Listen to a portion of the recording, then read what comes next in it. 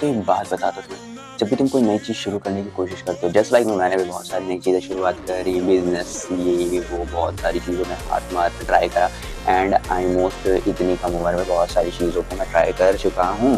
But but मुझे एक चीज़ समझ में आई कि भाई अगर तुम कुछ चाहते हो, इफ़ यू वांट समथिंग, तो भाई तुम्हें उसके लिए मेहनत करनी पड़ेगी। मेहनत कैसे करनी पड़ेगी? क्योंकि देखो तुम्हारे घर वालों के तुमको लेकर के अलग पर्सपेक्टिव होते हैं, उनकी सोच अलग होती है। तुम्हारे ड्रीम्स जो होते हैं वो एकदम अलग होते हैं, तुम्हारे पार्टनर्स के जो ड्रीम्स होते हैं वो अलग होते हैं, ठीक है?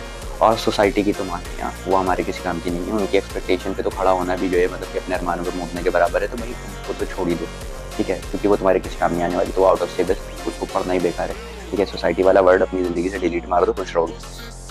सो बात ये है कि इन सारी चीज़ों को लेकर के जब आप चलना शुरू करते हैं, तो आपसे चला नहीं जाता है। क्योंकि बात ये है कि सारे के सारे विज़न अलग हो जाते हैं। तो आपको कुछ ना कुछ ऐसा ट्राई करना होता है जिससे आप सारी चीज़ों को मेंटेन कर ले। अब वो मेंटेन का मतलब समझते हो? वो करो जो घरवाले चाहते हैं, ठीक है?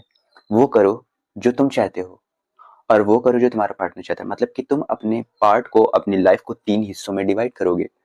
है ना? बट मेरा कहना है कि कुछ ऐसा सॉल्यूशन निकालो कि वो 3 इन 1 मिल जाए। जैसे शैम्पू में होता है 3 इन 1, सोप में होता है 3 इन 1, हैंड डिटर्जेंट में होता है 3 इन 1। तो वैसे तुम अपनी ज़िंदगी के साथ भी 3 इन 1 कर सकते हो।